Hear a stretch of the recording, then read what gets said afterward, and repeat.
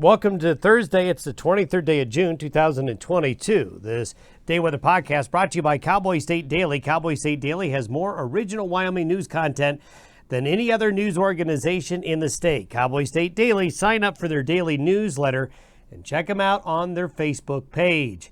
Well, subtropical moisture and a cold front. Those are the two things to talk about as we head on into this end of the week and weekend time frame. We're going to have nice early summer weather again today, but there's going to be a little more thunderstorm activity getting a little further north today into the region. We're going to see a cool front for the weekend. Temperatures are going to be well below average in many areas. So for the first full weekend of official summer, temperatures will be far from hot. In fact, a good 20 degrees below average in a few areas. Now, the highest rain chances will be for folks in Colorado, New Mexico, and Arizona. We will see a little more northward surge of thunderstorm activity, especially tomorrow. But through Saturday and Sunday, it's going to be those southern areas that will be the most wet. Temperatures will snap back, rebound back up into summertime levels by the early to middle parts of next week. And then we're going to have a little bit of a sneak peek into the 4th of July weekend. I know folks are already thinking about it. What does the weather look like, at least at this point in time? Well, we'll give you a little bit of a sneak peek. Taking a look at satellite photos, I grabbed this yesterday while the skies were clear across northwestern Wyoming. Just want to show you the amount of snow that is still residing in the mountains of northwestern Wyoming and southwestern areas of Montana, most notably the Beartooth Mountains there. But look at the snow still up into Yellowstone Park, the Tetons, the Wind Rivers, the Bighorns. So we're approaching July, and we're still looking at a lot of snow up in those higher elevations. Of course, that's making for beautiful shots and scenery with that snow and the blue sky and the things greening up there. Taking a look at another satellite photo, this is the water vapor photo showing you the subtropical flow of moisture really going through that arc. Look at this.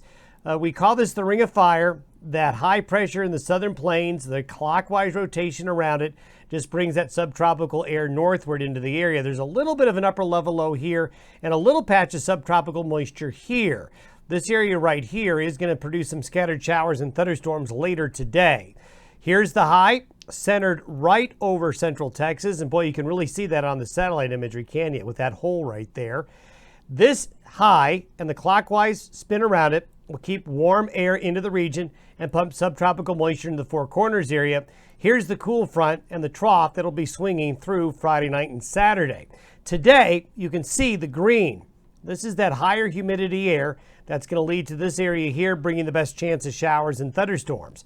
As we get into Saturday afternoon, the low is up into Canada, and the cold front is now through most of the northern and central Rockies, suppressing the high and pushing a little bit to the east. So northwest flow comes in behind the front. That's going to bring the cooler air in while still pumping up subtropical moisture up from the south. This cool front will suppress the subtropical moisture out of the northern Rockies and keep it south. That's why the best rain chances overall will be in the southern areas through the weekend. This is for Friday. That resurgence of subtropical moisture getting north. So Friday is the day where we think thunderstorms will get further north into Wyoming, southern Montana, into the Dakotas, parts of western Nebraska. But you see this drier air right up here? This is going to get drug in by that cold front, and that will suppress the thunderstorm activity further south. This is by Sunday afternoon, and you can see that northwest flow right there. As we get into Saturday, look how cool it is. These are temperatures relative to the 30-year averages, and you can see there's a large stretch here of North America that's got this pocket of cooler air coming on in. So we're looking at a large part of Montana and Wyoming in the 60s and 70s for high temperatures for Saturday and Sunday. How about that? And this green-blue here down in the southwest is just because of a lot of cloudiness.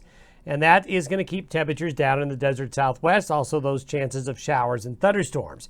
As we get into Sunday, there's that drier air behind the front, so it'll knock back down the subtropical moisture further south.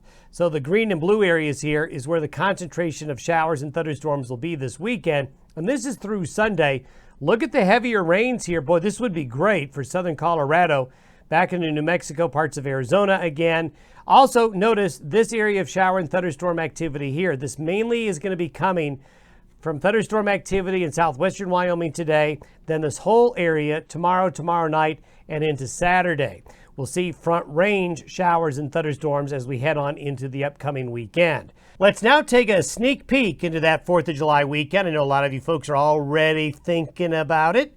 What I see developing for the 4th of July weekend is what I'd call a textbook 4th of July weekend pattern across the Intermountain West and the Western High Plains. Basically, we're in the same pattern a week from now, then we're going to be kind of where we're at with high pressure over the southern plains, the clockwise flow bringing that subtropical moisture northward again. And yes, here's another cool front coming on into the Pacific Northwest. However, what is likely going to happen over the 4th of July weekend is that system will stay up there and the southwest flow around this high will keep temperatures warm. However, warm but not too hot.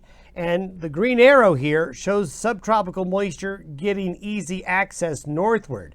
So the sneak peek into the 4th of July weekend is showing warm, consistently warm weather. But as you plan your 4th of July weekend, Mother Nature will likely provide fireworks in the form of afternoon and evening showers and thunderstorms. And as we go into early next week, we'll keep taking a look at the 4th of July weekend for you and fine tune it, as I know a lot of folks will have a lot of plans for that extended weekend. Here you can see the subtropical moisture. This is by next Saturday. See all the blue here? It's pretty deep subtropical moisture that's going to be available by late next week and next weekend to move into the region. We'll see you tomorrow. Have a great Thursday.